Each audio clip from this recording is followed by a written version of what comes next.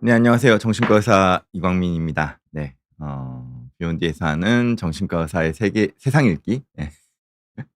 뭐 꽤 오래 하고 있습니다. 오래 하고 있고 그래도 매주 여러분들이 이렇게 아침마다 월요일 시작을 함께 해서 저도 뭔가 이렇게 항상 한 주의 루틴으로 잡힌 것 같아서 저의 삶에 이렇게 리듬을 잡는 데 도움이 되는 것 같습니다.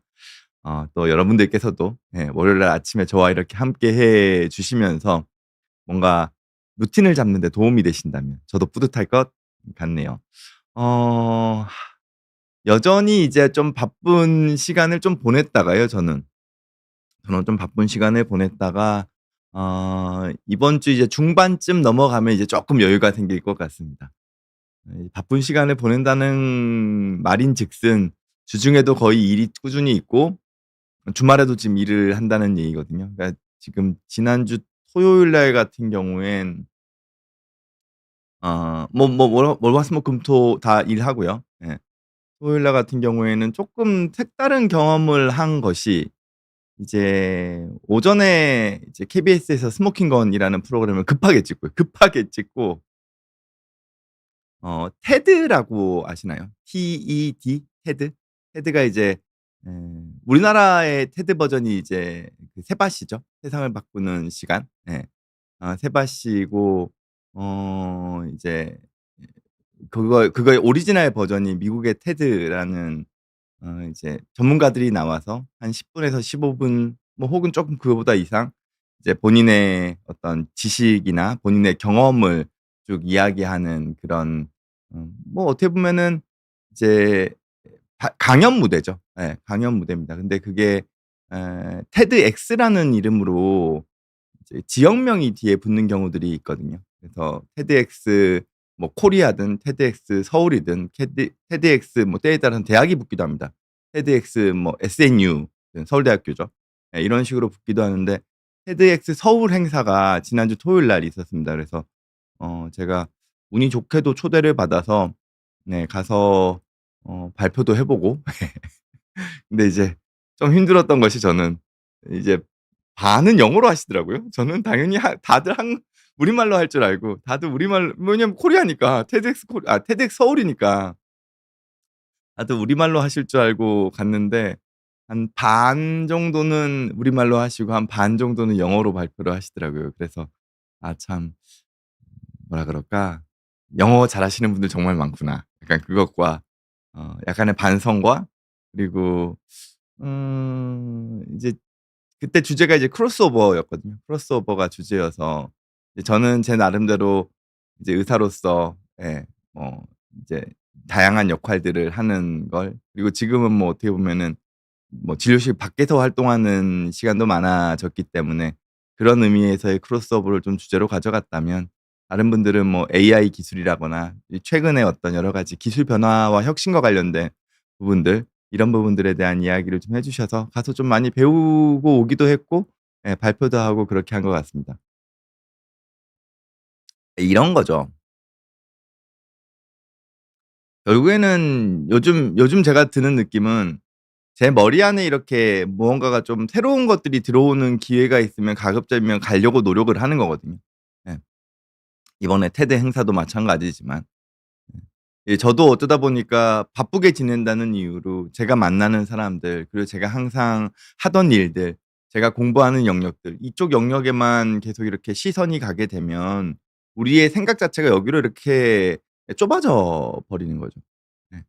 그게 좀 넓어져야지 이제 뭐랄까요? 우리가 쪼끔 여유도 가지고 또 세상에 대한 안목도 좀 가지고 그렇게 해서 우리가 삶에서의 어떤 방향성에 대한 거를 이렇게 매몰되지 않게 가져갈 수 있는데 그런 경험들을 만드는 게 이게 나이가 들수록 쉽지 않다는 생각이 드는 것 같아요. 어릴 땐 그냥 다 가져다 주잖아요. 뭐 선생님이 가져다 주든 아빠가 가져다 주든 아니면 사회생활하면서 뭐 부딪히든 맨땅에 헤딩을 할 때 그게 다 새로운 영역인데 이제 나이가 들면 들수록 이제 자기만의 영역이라는 게 생겨 버렸을 때 조심해야 되는 거는 그 자신만의 영역에 매몰되지 않는 것 그런 게 아닌가 생각을 하고 저는 이제 어떻게 보면은 참 운이 좋게도 이런 비욘디라는 뭐 채널을 통해서 여러분들한테 어떻게 보면 다양한 영역에 대한 것들을 좀 이야기를 같이 나눌 수가 있고 또 다른 방송이나 혹은 뭐 강연이나 책을 쓸 수 있는 기회로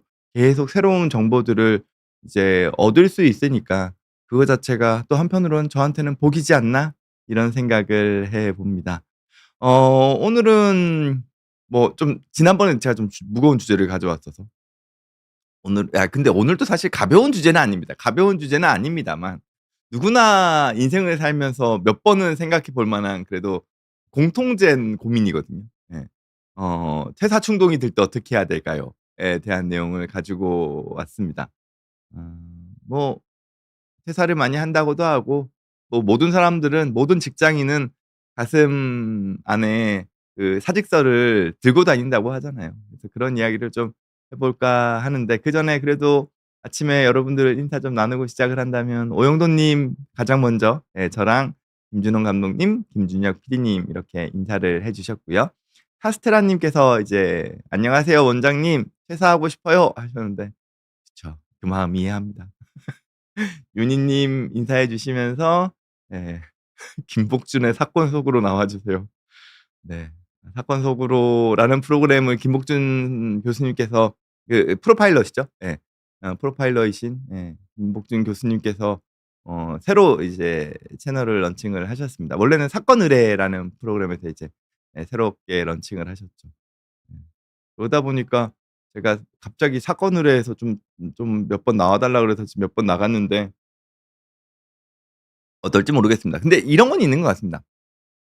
그 기존에 어떤 채널이 새로운 영역으로 이렇게 뭔가 이렇게 폭파되고 새롭게 만들어질 때는 이거는 사고죠. 이건 사고라고 봐야 될 것 같거든요. 네. 근데 이제 기존의 채널이 뭔가 운영이 다른 형식으로 되면서 또 다른 채널이 또 이렇게 운영이 돼서 이렇게 진행된다면 어떻게 보면은 이거는 뭐 보시는 분들 입장에서는 유튜브에서 다양한 콘텐츠를 즐기시는 분들 입장에서는 '콘텐츠의 영역이 더 늘어나는 거니 예 뭐 장점도 있지 않나.' 생각은 들고 뭐 저도 구체적인 내막이나 이런 건 모릅니다만 그래도 뭐 이렇게 좋게 이야기가 오고 가신 것 같더라고요. 그래서 김복준 교수님께서도 되게 응원하시고 사건 의뢰 팀에서도 뭐 김복준 교수님을 응원하고 뭐 이렇게 되는 게 아닌가 생각을 합니다. 네. 주아의 미안 채널님께서는 또 "안녕하세요." 이렇게 인사를 주셨고 은우 님께서는 "보통 입사 1년 차가 가장 힘든가요? 3년 주기인지 5년 주기로 퇴사 욕망이 찾아온다는데" 힘든 거는 1년 차가 제일 힘들죠. 예. 근데 이제 그런 거 있잖아요. 1년 차는 1 년을 버텨야지 퇴직금을 받을 수 있잖아요. 그러니까 적어도 그 버티는 거에 대한 보상이라는 것 자체가 일단은 있기 때문에 힘들어도 버티는 거죠. 이제 3 주기와 5 주기가 됐을 때는 이제 이게 다른 영역의 고민이 시작되는 거거든요. 기존에 있던 회사의 뭐 무언가에 대한 아쉬움이든 아니면 새로운 오퍼가 들어왔든 아니면은 뭐 정말 경우에 따라서는 기존 회사가 진짜 남모란 그러니까 난파하는 침몰선의 일보 직전에 있어서 예. 그러면은 이제 탈출해야죠. 그럴 수도 있고요. 예 좀 이따 같이 이야기 좀 해 보겠습니다. 그리고 하원님께서는 "사람들은 좋은데 일이 힘들 때는 참아야겠죠. 좋은 사람들만 있는 곳은 찾기 힘들잖아요." 그쵸. 저게 가장 어 이제 좋게 이야기하면 일종의 소속감, 사람으로 얻는 소속감. 아 나랑 같이 하는 일을 같이 할 수 있는 좋은 동료들이 있어. 그리고 이 일이 힘들지만 나를 이해해 주고 또 내가 서로서로 응원해 주고 예 같이 함께하는 사람들이 있으니까 이 힘든 걸 견뎌낼 수 있어. 이건 너무 좋은 거죠. 너무 좋은 겁니다. 예. 근데 자칫 그게 이제 한 사람이 됐을 때는 한 사람이 이렇게 그런 사람인 경우에는 쪼끔 조심해야 되는 게 이제 가스라이팅이죠. 예 그런 게 아니라 그러면 예 사람들 때문에 일이 힘들지만 참는 거죠. 예. 돌이켜 보면 저도 레지던트 때 그리고 펠로우 때 펠로우 때 힘들 때 그래도 같이 했던 동료들이 있어서 예 그래도 선후배들이 있어서 그렇게 견뎌냈던 게 아닌가 이런 생각도 들거든요. 이 사람이란 건 진짜 무시 못하는 것 같습니다. 특히 일을 하는 데 있어서는. 아무리 일이 쉽고 해도 내가 맞지 않는 사람이 있으면 예 돈을 아무리 준다 그래도 맞지 않는 사람이 있으면 이거는 정말 고문이거든요. 예. 근데 아무리 일이 힘들어도 주변에 사람들이 있으면은 견뎌내는 거죠. 이게 뭐랑 비슷하냐 하면 군대도 그렇잖아요. 예. 군대도 혼자서 만약에 행군하라 그러면 죽었다 깨어나도 못할걸요? 혼자서 유격을 하라 그러면은 절대로 못하죠. 군 생활도 혼자 하라 그러면 못합니다. 근데 그거를 같이 하는 뭐 동기들이 있고 하니까 다 같이 하니까 집단의 힘에 의해 가지고 쭉 이끌려 가는 거거든요. 따지고 보면 의과대학도 그렇죠. 의과대학 졸업할 때도 혼자서 공부하라 그랬으면 의과대학은 죽었다 깨어나도 공부 못 했을 겁니다. 졸업 못 했을걸요 아마. 밤을 새더라도 다 같이 밤을 새고 그러니까 어쩔 수 없이 그냥 '하니까 다 하나 보다.' 하고 쭉 쫓아가는 거죠. 근데 가끔 이제 거기서 낙오되는 친구들이 있어요. 지금 무슨 얘기냐 하면 그 그룹 안에 속하지 못하는 사람들. 그러니까 의과대학 같은 경우에는 꼭 보면은 남들 다 수업하고 그래도 뭐 시험 치려고 애쓰고 밤새고 이러려고 하는데 뭐 술도 적당히 마셔야지 너무 과하게 술을 마시면서 아예 뭐 학교에 거의 오지 않고 뭐 게임방에 계속 가 있고 그리고 어떤 이유 때문인지 이제 사람 간의 갈등 때문에 '내가 더 이상 학교에서 공부 안 하고 난 나 혼자서 공부할게.' 하면서 튕겨 나가는 사람도 있거든요. 의과대학 안에도 있습니다.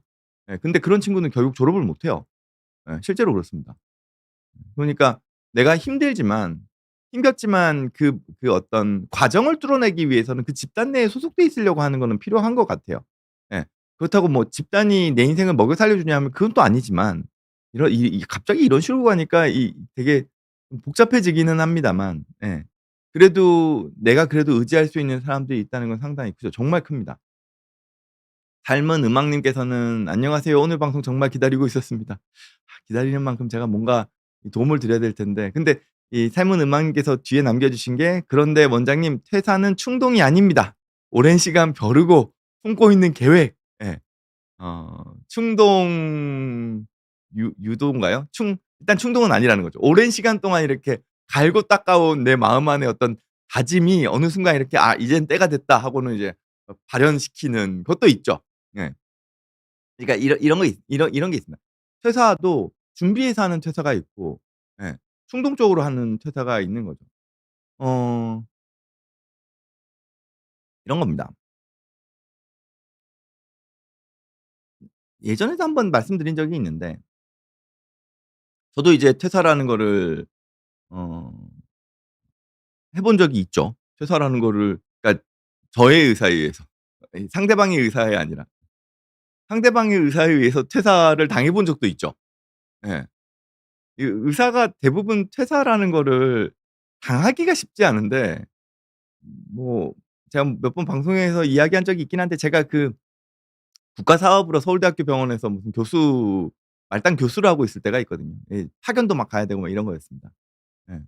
근데 이제 국가 예산이 갑자기 잘리는 바람에 정말 갑자기 그냥 국가 예산 그게 아마 보건복지부 예산 반 그리고 경기도 예산 반이었을 거예요. 근데 경기도 예산 반이 갑자기 딱 사라져 버리면서 이 제 자리를 유지할 수 없다 그래 가지고 퇴사를 당했죠.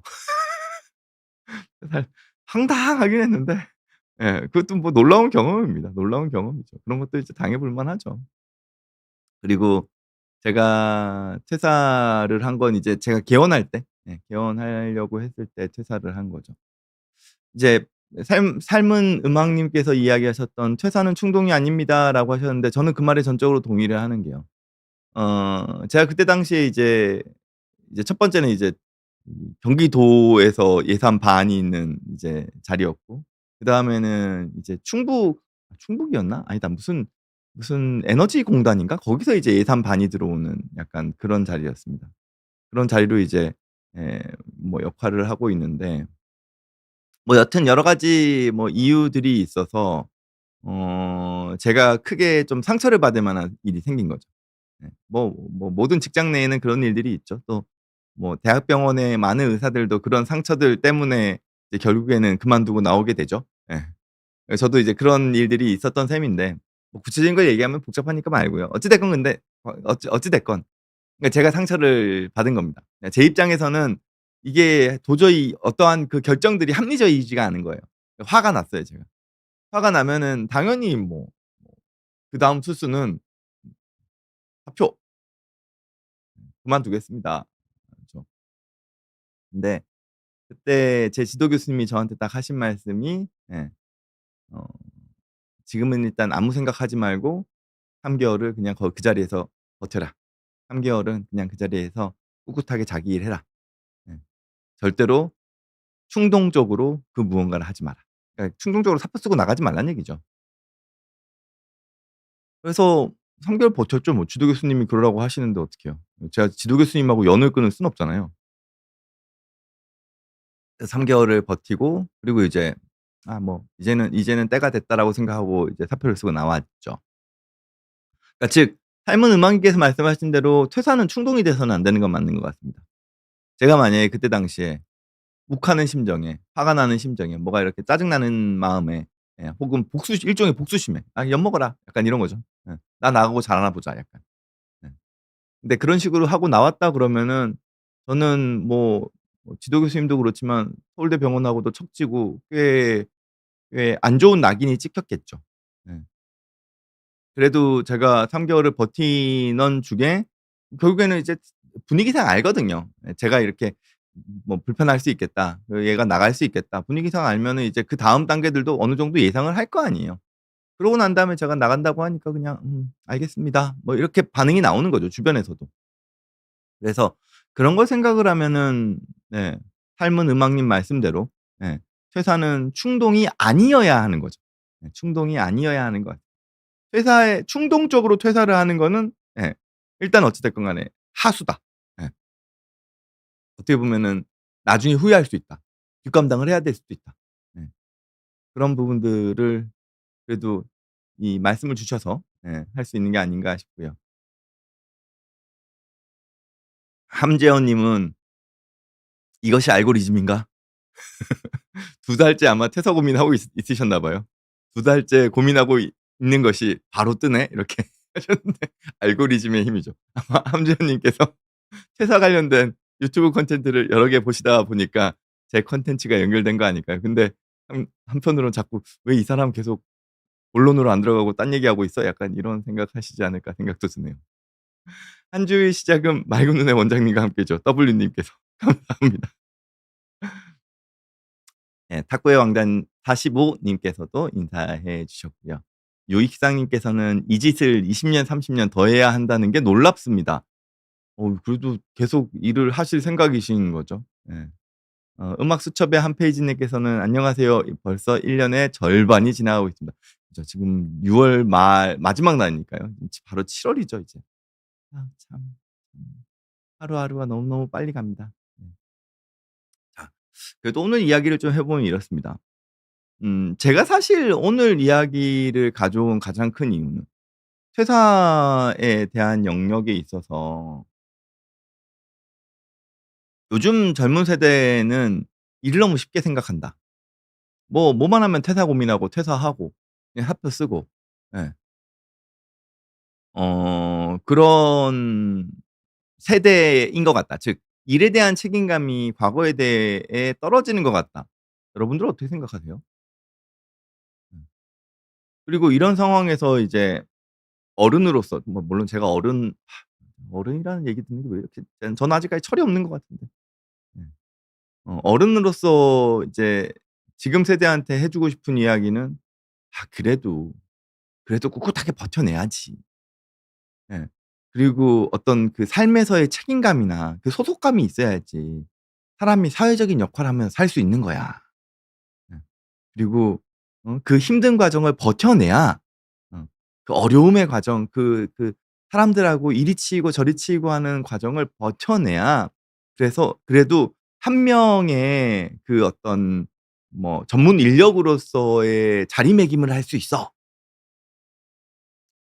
그런 얘기를 해야 되나? 고민을 하면서 고민하면서 왔다가 근데 오면서 드는 생각은 이런 거죠. '그게 맞을까? 아니 퇴사도 할 수 있지. 퇴사도 할 수 있지. 그리고 힘들면 퇴사하는 게 맞지. 그리고 회사가 내 인생 책임져 줄 건가?' 이런 영역들에 대한 거죠. 실제로 의외로 저한테 오시는 환자분들 중에 정신질환으로 오시는 환자분들 중에 그것도 이제 나름 어떤 중증 정신질환으로 오시는 분들, 그러니까 즉 급성 조현 증상의 발현이나 아직까지는 조현병인지는 몰라요. 급성 조현 증상의 발현이기 때문에 이게 계속 앞으로 지속된다 그러면 이제 조현병이겠지만, 급성으로 올라오는 경우에는 이 일괄성으로 생기는 경우도 있거든요, 좀 짧은 기간 동안만. 그거나 뭐 급성으로 이렇게 조증이나 뭐 양극성 장애의 우울이나 혹은 양극성 장애의 혼재성 사파나 이런 식으로 오는 분들을 보면 20대 초반이 많거든요. 20 대에서 30 대까지가 이제 중증 정신질환 영역에서의 약간의 호발 연령대인데, 많은 경우가 보면은 새로운 환경에 적응 시기에 생깁니다. 즉 어떤 환경이냐면 대학에 들어가자마자, 네, 혹은 대학 입시에 실패한 이후에, 그리고 군대 들어가서, 그리고 직장 들어가고 난 다음에, 그때 당시에 뭔가 사람이 이상해지는 거예요. 거기서 이제 그 집단의 괴롭힘이 있냐 없냐는 약간의 별개의 문제입니다. 그 집단의 괴롭힘이 있는 경우도 있고 집단의 괴롭힘이 저명하지 않은 경우도 있어요.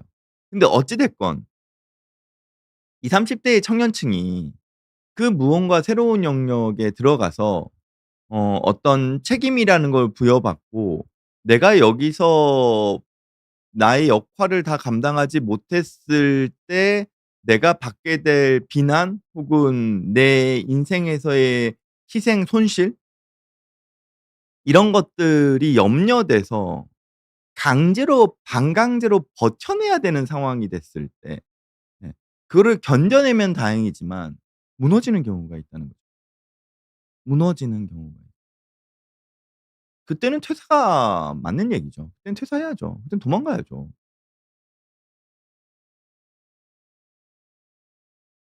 즉 우리의 어떤 정신 영역이 버텨낼 수 있는 수준에서 우리는 버티는 게 바람직하거든요. 근데 그거를 버티지 못하는 상황에서는 에서 예, 버티지 못하는 상황에서 내가 그 환경에 계속 노출되고 있다 그러면 우리 정신은 그러니까 더 이상 제 기능을 유지할 수가 없어요. 폭발해 버리는 거죠.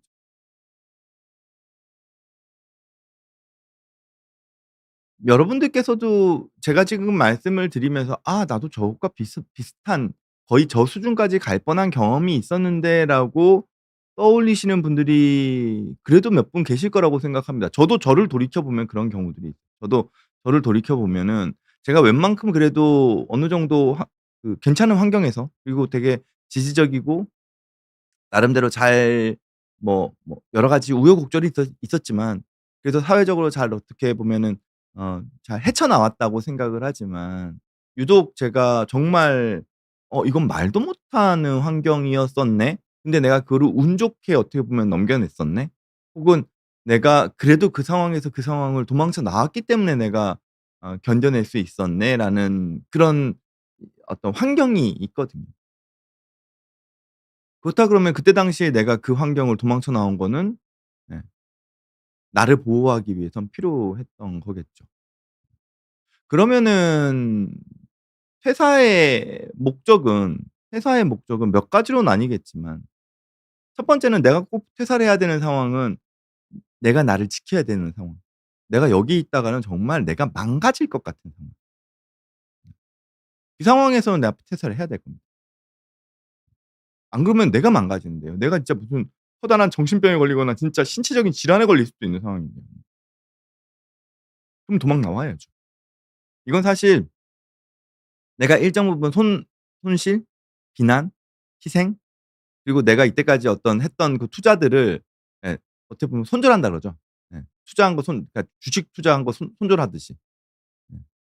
손절한다는 각오로 나오는 거예요. 내가 피해를 입지만 내가 여기 있다가는 더 큰 피해를 입을 것 같아. 나를 보호하기 위한 거죠. 두 번째 퇴사의 이유는, 예, 나의 발전을 위한 퇴사도 분명히 있기는 합니다. 내가 만약에 그다음에 원하는 그 무언가의 기회가 있다면, 그리고 그게 설령 약간의 모험을 동반하고 있더라도 내가 지금의 이 안정적인 환경에서 비교적 잘 지내고 있지만, 예, 나의 인생의 어떤 성장을 위해서, 내가 한 발자국 더 약간 업그레이드하기 위해서, 예, 그렇게 하기 위해서 퇴사를 하겠다 그러면은 그거는 나의 발전을 위해서 필요한 퇴사죠. 물론 바로 이직이 되면 좋겠지만 내가 그 무언가를 준비해서 해야 하는 영역이어서 일단 퇴사를 해고 하고 해야 한다면, 다만 이 퇴사는 나의 발전을 위한 퇴사는, 예, 구체적인 계획은 가지고 있어야 됩니다. 일정 부분 준비가 필요하다는 거죠. 적어도 내가 무엇을 할 것인지에 대한 정확한 방향성. 예. 그리고 그걸 해내기 위해서 내가 투자하는 시간과 어떤 과정, 예, 아니 나름의 계획, 그런 것들을 짜 놓은 상황에서 퇴사를 해야지 무턱대고 하는 퇴사는 결코 아니에요. 무턱대고 하는 퇴사가 결코 될 수 없죠, 이거는. 그리고 이렇게 퇴사를 한다면 이거는 퇴사를 하고 난 다음에 생길 수 있는 여러 가지 상황에 대해서는 내가, 예, 감수할 준비가 돼 있어야죠. 왜냐면은 그 이후에 나의 어떤 상황이 100% 좋아지리란 보장은 없거든요. 적어도 우리가 어떤 이 적응돼 있는 환경 안에 있을 때는 내 인생이 예측 가능성이 높아져요. 즉 내가 그냥 이미 잘 알고 있는 사람들, 비교적 내가 잘 익숙해져 있는 업무들, 예, 이런 상황에서 물론 내 나의 인생이 한 이 정도 수준으로 유지되는 것 같다는 느낌이 들기는 하지만, 예, 적어도 내가 이 환경 내에 있는 한 나의 내년의 모습과 내후년의 모습과 경우에 따라서 이 안에서의 어떤 승진이나 이런 과정을 통해 가지고의 어떤 미래들이 적어도 내 머리 안에서는 예상은 되죠. 즉 내 인생의 불확실성은 떨어져요. 즉 불안이 준다는 얘기예요. 근데 그렇지 않고 내가 퇴사를 해서 그 무언가 그다음 영역을 위해서 내가 지금의 안정적인 상황을 벗어났을 땐, 그때는 이제 불확실의 영역이 확 커져 버립니다. 그건 어쩔 수 없어요. 당연히 감당해야 돼요. 감당해야 돼요. 제가 이제는 이런 데서 여러 번 얘기했죠. 제가 공황장애로 약 먹고 있다는 얘기 말씀드린 적이 있는데, 제가 그래도 조직에 있을 때, 즉 서울대병원이라는 조직 내에 있을 때는, 그때는 공황장애가 살짝살짝 있을 때도 지금 생각해 보면 있었지만, 예, 그래도 약 먹을 정도는 아니었어요. 약 먹을 정도는 아니었어요. 예, 그래서 잘 버텨내고 있었죠. 근데 제가 '공황장약을 먹어야 되겠다.' 생각 들 정도로 증상이 심해진 거는 제가 개원을 시작하면서 난 다음이에요. 어찌 됐건 제가 퇴사했잖아요. 3 개월 버티고 퇴사하고, 물론 이게, 저는 약간의 실망도 포함되어 있지만 저는 제 나름대로의 인생을 그다음 단계로 업그레이드 시키기 위한 일종의 모험 같은 거거든요. 왜냐하면 남자면 남을 수는 있었으니까요. 예. 근데 저는 여기에서의 환경보다는 '나는 그냥 내 영역을 새롭게 개척을 할 거야.'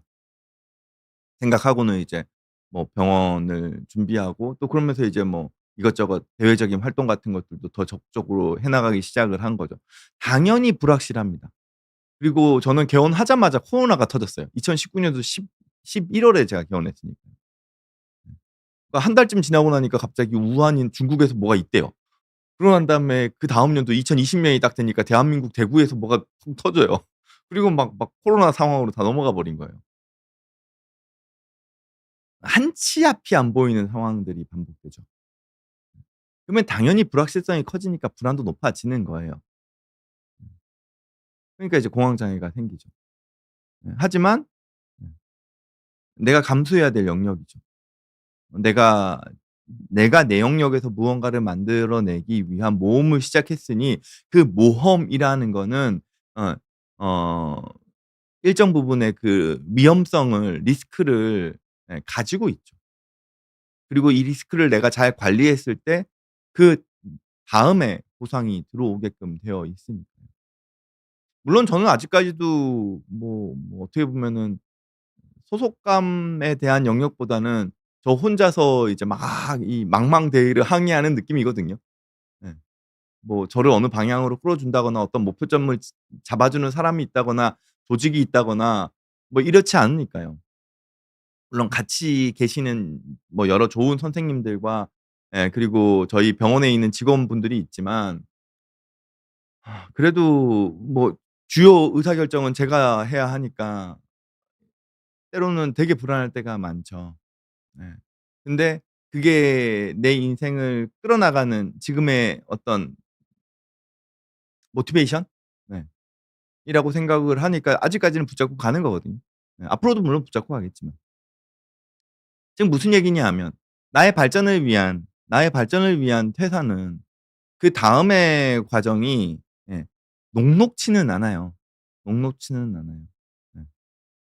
설령 더 좋은 조직으로 이직을 한다 하더라도 예 혹은 뭐 내가 어떤 책임급으로 어딘가로 스카우트해서 갔다 하더라도 거기선 나는 그 기관에서 원하는 수준의 퍼포먼스를 보여줘야 하죠. 그거에 대한 부담은 있는 거거든요. 물론 모든 일이 내가 노력하는 만큼 내가 계획하는 만큼 예상하는 결과물이 나와 주면 좋지만 사람 일이라는 게 그런 게 어딨어요. 내가 아무리 노력을 해도 운때가 안 맞으면 예 내가 노력한 성과가 때에 따라서는 마이너스가 되기도 해요. 이건 사람 일은 알 수가 없거든요. 그 리스크를 안고 가는 거죠. 안고 가는 거예요. 예 뭐 근데 그럼에도 불구하고 내 인생에 욕심이 있다면 내 인생을 보다 더 발전적인 방향으로 그리고 더 높은 지향점으로 끌어올리고자 하는 욕심이 있다면 예 도전해야죠. 모험해야죠. 그게 인생이잖아요. 특히 우리가 젊다면 뿐만 아니라 인제는 우리 100세 시대를 사니까 나이가 있어도, 나이가 있어도 모험을 해야죠. 도전을 해야죠. 네. 나이랑 상관없이, 나이랑 상관없이. 그래야지 내 인생은 꾸준하게 그 정반합의 원리라 그러잖아요. 네. 도전하고 깨지고 성장하고 도전하고 깨지고 성장하고 죽을 때까지라고 생각해요. 죽을 때까지라고 생각합니다. 특히 요즘 세대에는 더 그렇죠. 요즘 세상에는 더 그런 것 같습니다. 그리고 퇴사의 또 다른 영역은 아까 제가 잠깐 말씀드리긴 했지만 난파선이죠. 내가 지금 있는 이 조직이 누가 보더라도 난파선인 경우가 있어요. 이거는 회사가 더 이상 뭔가 제대로 된 운영을 못하는 것 같다. 그리고 회사의 지향점이 회사가 가지고 있는 그 방향이 잘못돼도 한참 잘못됐다. 그리고 회사의 주요 의사결정을 하는 사람들의 지금 여러 가지 행동이 회사를 위하는 게 아니다. 즉 회사 사람들을 지켜줄 수 있는 상황이 아니다. 이건 시간만 지나면 난파선이다. 그런 경우라 그러면 이거는 적극적으로 퇴사해야죠. 적극적으로 퇴사해야죠. 근데 다만 이런 건 있습니다. 적극적으로 퇴사를 하더라도 예 내가 가져갈 건 가져가야죠. 내가 가져갈 건 가져가야 됩니다.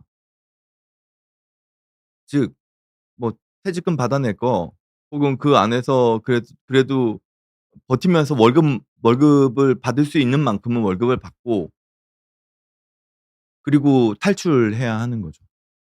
그러니까 탈출해야 되는 타이밍도 제야하는 거예요. 음. 거대한 배가 침몰을 한다고 할 때 타이타닉호가 침몰을 한다고 할 때 침몰의 징후밖에 안 생겼어요. 이 침몰을 할지 안 할지도 몰라요. 아직 구조선이나 이런 거 준비도 안 됐어요. 근데 탈출하겠다고 하면은 너무 섣부르잖아요. 근데 그렇다 그래 가지고 침몰 지금 하고 있는데 사람들 지금 우르르 몰려 가지고 지금 구조선 거의 다 자리 다 차 가는데 이제 그제서야 이제 막 탈출하려고 그러면은 자칫 탈출을 못할 수도 있죠. 그러니까 이제 그 상황에서는 어떤 것보다 탈출할 타이밍을 잘 재야 되는 거? 내가 어느 시점에 탈출할지에 대한 어떤 주변 상황을 끊임없이 정보를 파악을 하면서 '내가 이 시점에 탈출을 하면 될까?' 가장 좋기로는 내가 거기서 이직을 하면 가장 좋지만 그게 마음대로 안 될 수도 있잖아요. 그럼 내가 먼저 탈출하고 그다음에 무언가를 기대해야 될 수도 있거든요. 그러면 그 탈출 타이밍을 끊임없이 확인하면서 예. 그리고 그 누군가가 그 탈출 러시가 생겼을 때 예 탈출을 해야 되는 거겠죠. 그 때에 따라서는 회사에서 뭐 명예퇴직 형식으로 뭔가 이렇게 되게 좋은 조건을 제시하면서 탈출을 유도하기도 하죠. 네. 그걸 너무 섣부르게 쥐었다가 또 후회하시는 경우도 있지만 어찌 됐건 그런 거를 말씀드리는 겁니다. 근데 우리가 그럼에도 퇴사를 하지 않아야 되는 경우들도 있지 않을까요? 어떤 게 있을까요? 그럼에도 불구하고 우리가 버텨내야 되는 경우. 저는 이건 있다고 봐요. 어 사회초년생의 경우.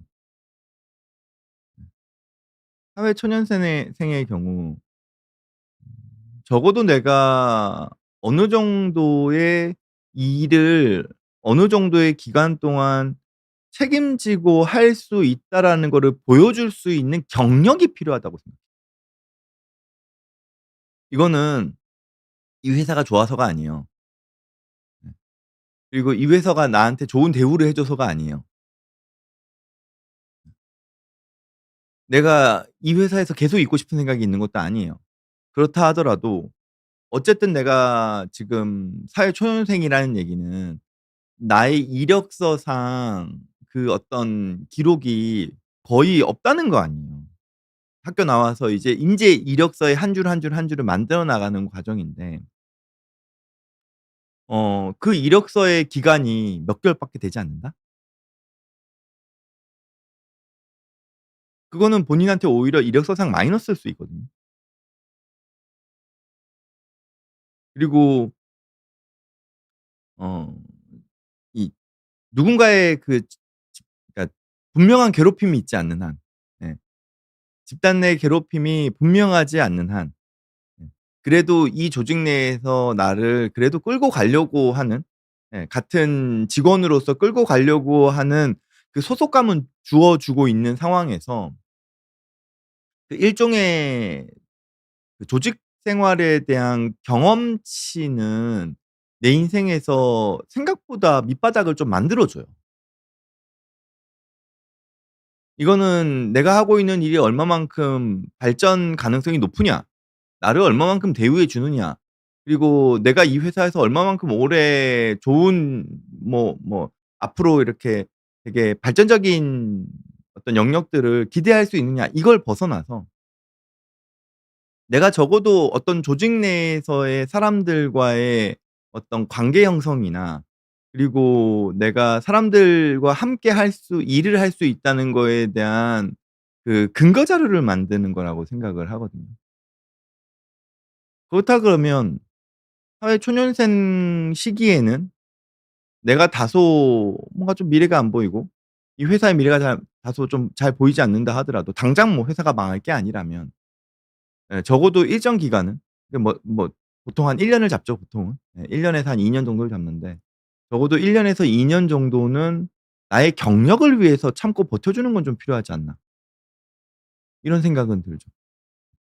그것과 유사하게 또 필요한 경우는 이런 겁니다. 저희로 따지면 이제 레지던트 기간이거든요.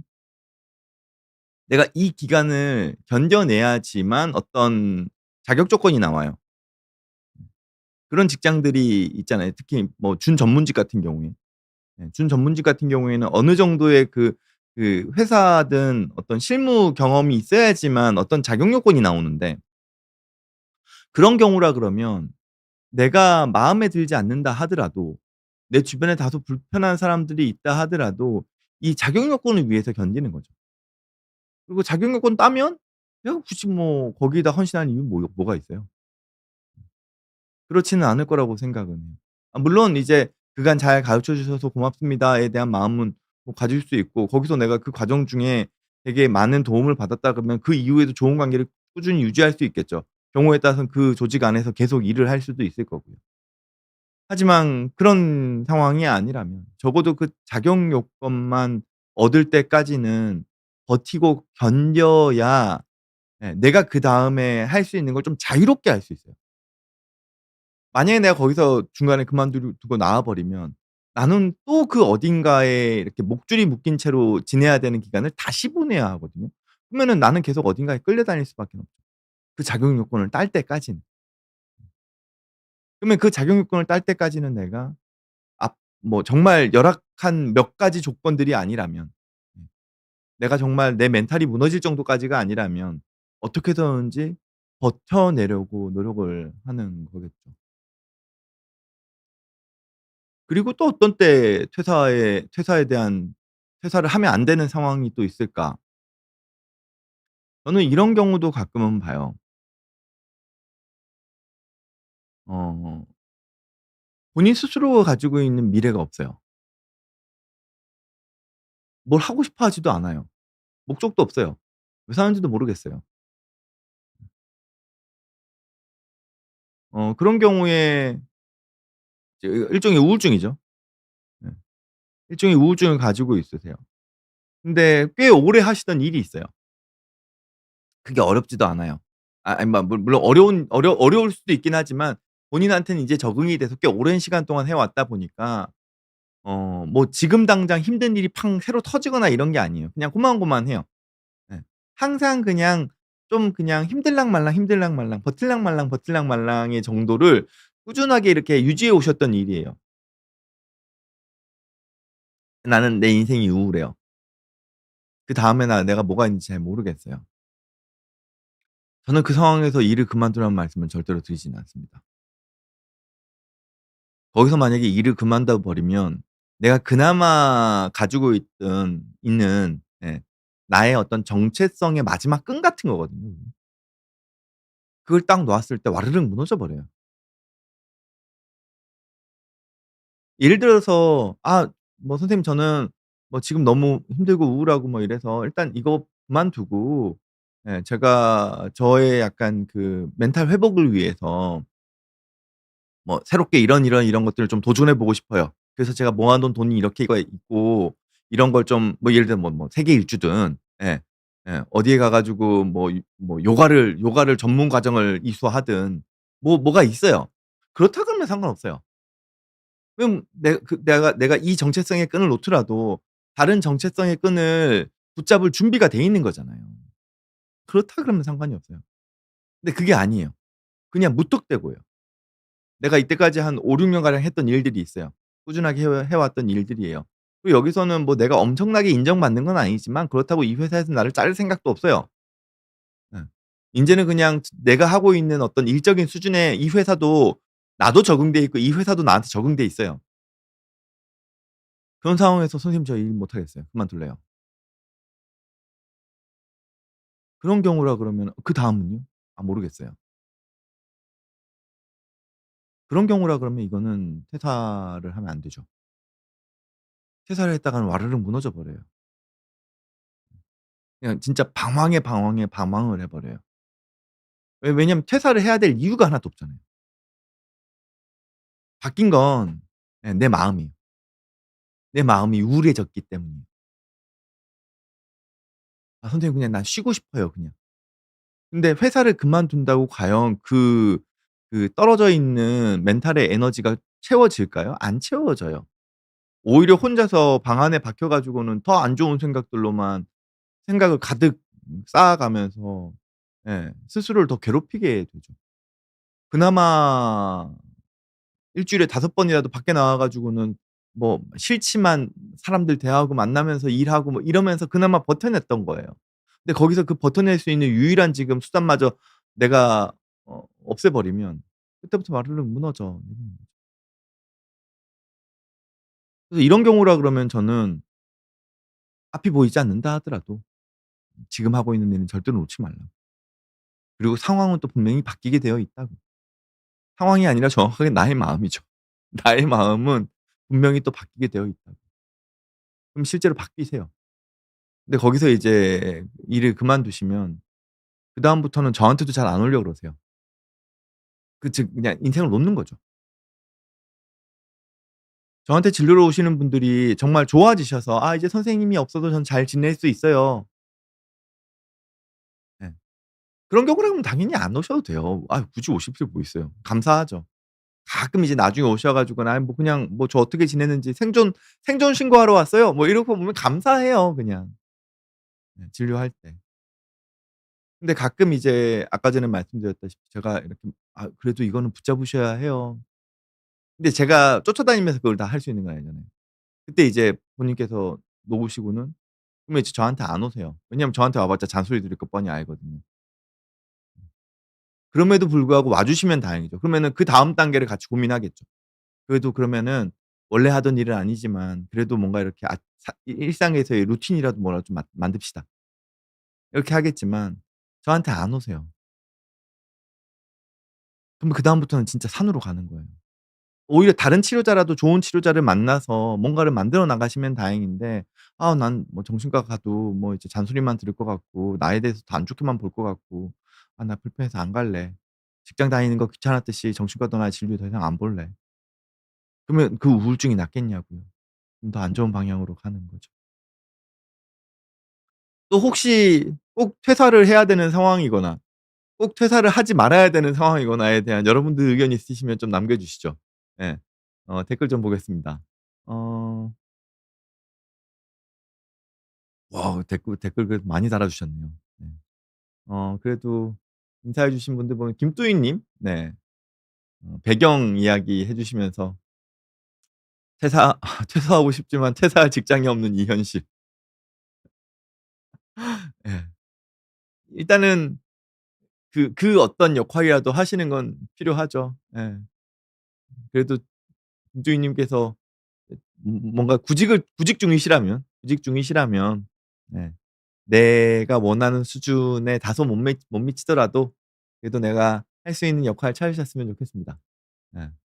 어 보라 보나리 님께서는 "인간관계가 실력이 될 수 있는 맥락은 복잡 다양한 것 같아요." 그쵸. 인간관계가 실력이 될 수 있는 맥락. 그쵸. 아부나 아첨으로 회사 생활을 안정적으로 유지하는 사람들도 그걸 실력으로 봐야 할지 아니어야 할지 애매하니까요. 이게 아부나 아첨이라도 이게 나 자신을 보호하기 위한 영역에서 시작을 하지만 여기서 그다음 단계로 넘어가게 되면 이제 그 누군가를 챙겨야겠죠. 네 근데 그렇지 못하고 이제 나이가 들어서도 아부와 아첨으로 회사 생활을 하려고 하는 사람들은 그 회사를 망치죠, 결국에. 그 회사를 망치죠. 그리고 오랑방탕 두꺼비 TV 님께서도 인사해 주셨고요.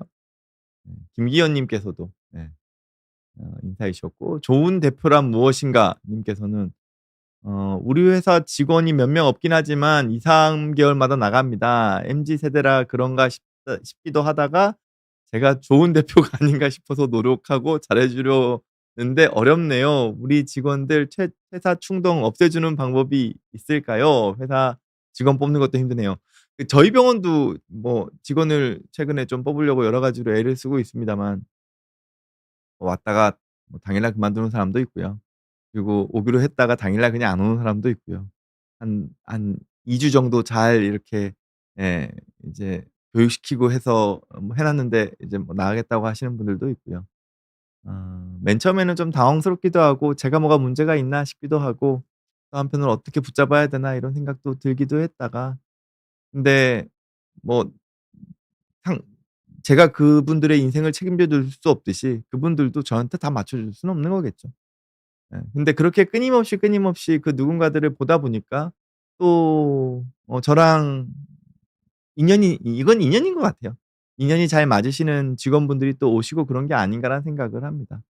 근데 그러면서 이제 "좋은 대표란 무엇인가?" 님께서 고민하시는 '아 내가 어떻게 하면 그래도 얘네들 이 직원들한테 좋은 어떤 환경을 만들어 줄 수 있을까?' 고민한다는 건 그만큼 네 어떤 사업을 하시는 입장에서 바람직한 리더의 모습이 아니신가 이런 생각을 좀 합니다.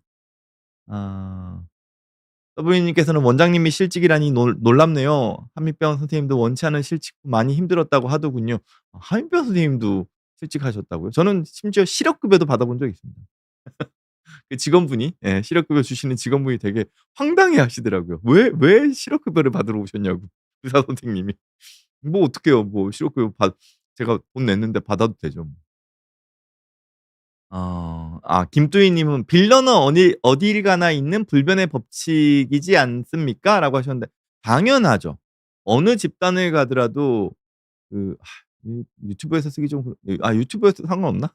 예 비욘드에서 쓰기 좀 그런데 그 병신 일정비의 법칙이라는 게 있지 않습니까? 예 어느 집단을 가더라도 자 어떤 집단을 가더라도 어떤 집단을 가더라도 빌런은 있습니다. 그러니까 '아 내가 빌런 때문에 못 다니겠어. 이 빌런 때문에 내가 회사 때려쳐야지. 이 빌런 때문에 이 조직은 도저히 못 있겠네.'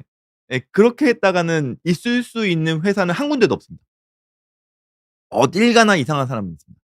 어딜 가나 나를 싫어하는 사람은 있습니다. 어딜 가나 나를 질투하는 사람은 있고요. 어딜 가나 나를 무시하는 사람은 있습니다. 그건 디폴트 값이에요. 그 수가 몇 명이냐 그리고 그 사람이 얼마만큼의 권력을 가졌냐 이거에 따라서 다소의 차이는 있을지 모르겠으나 어딜 가나 나랑 불편한 사람은 있습니다.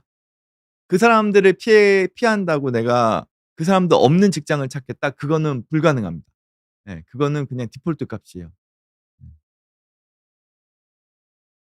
티파니에서 아침을 님께서는 마음 위로를 위해 사표를 주머니에 넣고 다니게 되고 사표 제출은 신중에 신중을 장착하고 견디다 보면 분명 새날은 오더라고요. 그쵸. 이 사직서라는 게 일종의 부적 같은 겁니다. 부적 같은 거죠. 내가 언제든지 던질 마음의 준비는 돼 있어.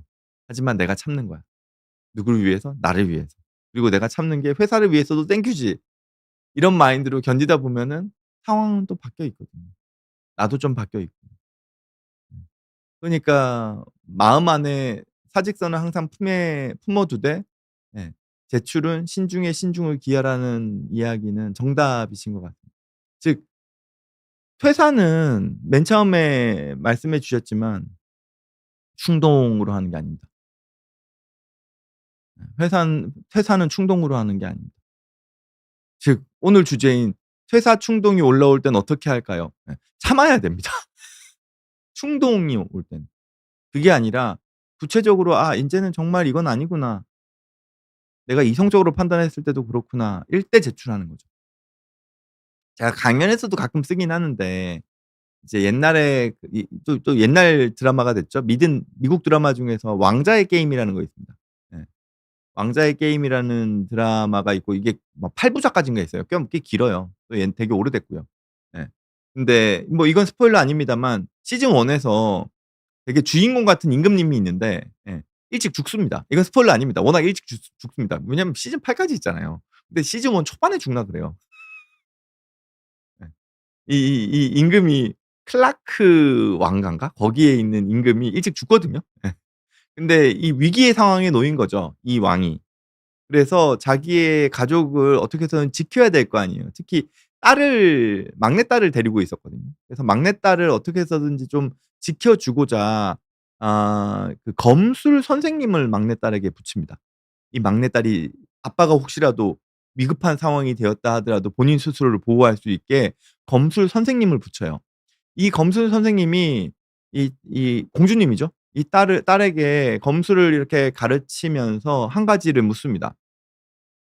"죽음의 신이 너한테 찾아왔을 때 너 뭐라고 대답할래? 죽음의 신이 너에게 찾아왔을 때 너 뭐라고 대답할래?" 예. 정답은 예 "오늘은 아니야."입니다. Not today. 오늘은 아니야. 지금 무슨 얘기냐면 내가 순간 퇴사에 대한 충동이 울컥하고 올라왔을 때 그때 내 마음 안에 가져야 하는 건 '오늘은 아니야.'입니다. 내가 이거 언제든지 쓸 수 있어요. 사직서 언제든지 쓸 수 있다고요. 언제든 내면 돼요. 예. 근데 감정에 휩쓸려서 내는 거는 피하라는 거죠. '오늘은 아니야.' 그리고 시간이 좀 지나고 난 다음에 '아 이거 정말 이거는 아니구나.' 이성적으로 생각했을 때도 그렇다면 그때 제출을 하는 거죠. 마치 제가 뭔가 되게 억울한 일 때문에 이제 "아 나 이제 그만두고 나와야 되겠어."라고 충동이 막 올라왔을 때 저희 지도 교수님이 연락 와 가지고는 "3 개월 무조건 버텨." 그렇게 말씀 주신 건 "적어도 오늘은 아니야."라는 얘기예요. 너의 감정이 수그러들고 그다음에도 너가 정말 '아니다.'라고 마음이 들면 그때 나가. 그게 퇴사 충동이 올라왔을 때 우리의 마음가짐 같은 거겠죠. 김뚜희 님께서 "지금은 시대가 달라져서 그런지 퇴사율이 높긴 한 것 같아요." 이게 이런 거죠. 퇴사율이 높아진 것도 있지만 이제 지금 일본이 그렇대잖아요. 일자리가 일할 수 있는 사람보다 많다 그러잖아요. 음. 지금 우리나라도 점점 그런 상황으로 가고 있죠. 뭐 지금 특히나 저출생이 더 심해지면 더 그럴 겁니다. 그러면은 일할 사람은 적은데 일자리는 많아지니까 그러면은 사람들은 좋은 직장을 찾아서 계속 왔다 갔다 할 수도 있겠죠. 그러면은 회사가 어떻게 하면 이 사람들을 끌어당길지에 대한 걸 더 고민하는 사회로 갈 거라고 생각을 합니다. 그래서 이제 회사 하시는 분들이나 자영업 하시는 분들은 앞으로가 점점 더 힘들어지겠죠. 물론 그걸 이제 일정 부분은 또 AI나 뭐 로봇이나 이런 것들이 좀 대체할 가능성도 클 거라고 생각은 합니다만 또 실제로 사람만 할 수 있는 일이라면 더 그렇죠. 티파니에서 아침을 님께서 "철없는 이광민 정신과 쌤 왠지 친근합니다. 좋아요." 하셨는데 감사합니다. 저도 이 철없음을 유지하려고 하는데 저의 이 철없음 때문에 저희 가족들이 힘들어하죠. 주아의 미안 채널님께서는 예 그래서 "조현병 조울증의 본질은 인간관계 대인관계 장애에 가깝다고 봅니다." 이거 일정 부분 완전 틀린 얘기는 아닙니다. 또 그렇다고 해서 100% 맞는 얘기도 좀 아닌 것이 이제 이런 것들이 생겨요. 직장 내 괴롭힘이나 혹은 군대 내에서의 어떤 상황 때문에 조현병이나 이제 조울증이 발현된 경우 이제 소위 말해서 보상과 관련된 부분, 피해 보상과 관련된 부분에 대한 이 재판을 신청하는 경우들이 있습니다. 예. 그때 이제 직장 내 괴롭힘이 이 조현병 발병의 원인이어서 거기에 대한 어떤 피해 보상과 관련된 부분들을 구제받으려고 하는 거죠. 근데 이런 경우 대부분 인정받지는 못합니다. 왜냐하면은 인간관계나 대인관계에서의 문제가 100%의 원인이 아니기 때문에 그렇습니다. 다른 요인이 있고 거기에 이제 이게 일종의 그 자극 요인이 된 거죠, 인간관계의 문제는. 근데 분명히 인간관계나 대인관계의 문제가 조현병이나 여러 가지 뭐 정신질환의 발현에 일정 부분에 영향을 미치는 거는 부정할 수 없는 현실인 것 같기는 합니다. 네. 이렇게 얘기하면 약간 좀 모순 같죠. 모순 같지만 우리나라 지금 제도에서는 그렇습니다. 정말 외국 같은 경우에는 선진국 같은 경우에는 일정 부분 인정해 주는 경우도 있더라고요. 몇 퍼센트 정도로. 네. 어 시간이 좀 많이 됐습니다만 그래도 아 유닛 님께서 이 콜로라도에 계시니까 이제 콜로라도의 그 시원한 바람에 대한 이야기를 해 주셨군요. 예. 유닛 님께서는 "세상에 쉬운 일도 없고 내가 생각한 대로 되지 않더라고요. 제 생각같이 됐으면 워렌 버핏이랑 매일 점심 식사하고 있겠죠."라고 하셨는데 그쵸. 우리의 인생은 내 마음처럼 되지 않습니다. 그러니까 일종의 이제 음 항해의 비유를 많이 하잖아요, 인생은. 항해의 비유를 많이 하는데 때로는 파도가 치고 때로는 비바람이 불고 내가 원치 않는 방향으로 내 배가 가기도 하고 때로는 파도랑 바람도 아무것도 치지 않아서 내 배가 움직이지 않을 때도 있죠. 네. 예 그래서 인생은 다이나믹한 거라고 하고 그렇게 생각을 하면은 인생이란 또 순풍이 불어올 때까지 내가 버텨내다 보면 내 배가 또 앞으로 나아가는 시점이 오기 때문에 그걸 기대하면서 또 현재를 버텨나가는 거겠죠. 아. 몬순이 수지 님께서는 예 "저도 선생님 강의 시간만 매일 월요일 아침 10시 기다려지네요. 너무 유익하게 재밌고 선생님도 너무 멋지시고요." 하는데 아유 감사합니다. 부끄럽네요. 이렇게 또 말씀해 주시면 또 제가 기운이 갑자기 확 나서 이렇게 처지는 멘탈을 다시 예 붙잡게 되죠. 음. 어 min80 님께서는 "전 ADHD예요. 그래서 직장 생활이 더 힘드네요." 하셨는데 뭐 ADHD로 지금 표현되고 있는 여러 가지 어떤 특성들이 또 특정 영역에서는 장점이 되기도 합니다. 예. 오히려 이 어떤 그 새로운 호기심 영역이나 이런 것들을 발동시키기에는, 그리고 낯선 상황들을 계속 이렇게 부닥쳐 나가는 데는 오히려 ADHD의 어떤 성향이 있으신 분들이 더 장점이에요. 그러니까 저보고 사람들이 저보고 ADHD라고 그러잖아요. 예. ADHD는 아니라고 생각합니다만 또 그렇게 이야기하시는 분들도 있습니다.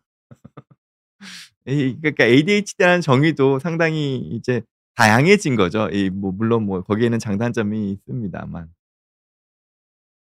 원순이 수지님께서는 "사회 초년생 때 저도 많이 울었어요. 그놈의 텃세가 심해서.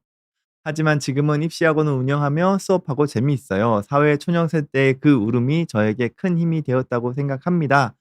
힘내세요. 나중에 분명 웃는 날이 옵니다." 네. 100% 공감합니다.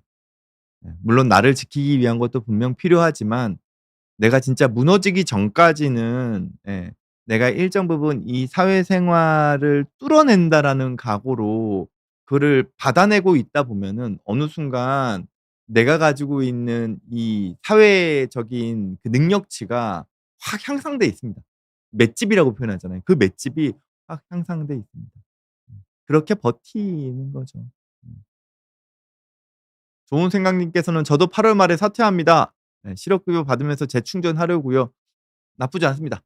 예. 대신에 실업급여 끝나시면은, 그 실업급여 끝나실 즈음 해서 새로운 자리 구하셔서 또 열심히 일하시면 되죠. 왜냐하면 실업급여 내가 뭐 돈 낸 건데, 예, 그거 당연히, 예, 받아 드실 드신대 받으실 수 있죠. 그래서 W님께서 바로 밑에다가 "실업급여는 내가 고용보험 낸 거 돌려받는 것이니 전혀 나라 돈 빼먹거나 꽁돈 먹는 거 아닙니다.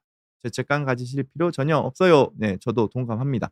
다만, 예, 그래도 내가 하려고 하는 일은, 예, 그다음 단계의 거를 꾸준하게 생각을 하시면서, 예, 예, 잡아가시면은 좋겠죠. 다만 자의적 퇴사는 실업급여가 없습니다. 좋은 생각님께서 적어 주셨습니다. 네. 이게 회사에서 이제 공고 퇴사 같은 거를 했을 경우엔 실업급여를 받을 수 있지만 내가 자의적으로 퇴사한 경우에는, 예, 실업급여를 못 받죠. 네. 그런 것들이 있죠. 어 민팔공님께서는 "일할 땐 선생님 방송 못 보다가, 예, 실업급여 받으니 선생님 방송을 보네요. 크크크." 하셨는데, 네, 제 방송을 나중에 녹화본으로 보시더라도 어서 또 어 원하시는 직장 구하셔서 일하시는 날이 어서 오기를, 예, 응원하겠습니다. 11 시가 쪼끔 넘었는데요. 예.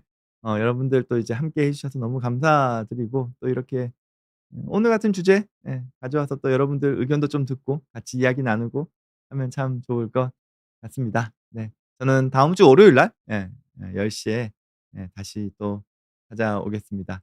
함께 해 주셔서 감사합니다. 정신과 의사 이광민이었습니다.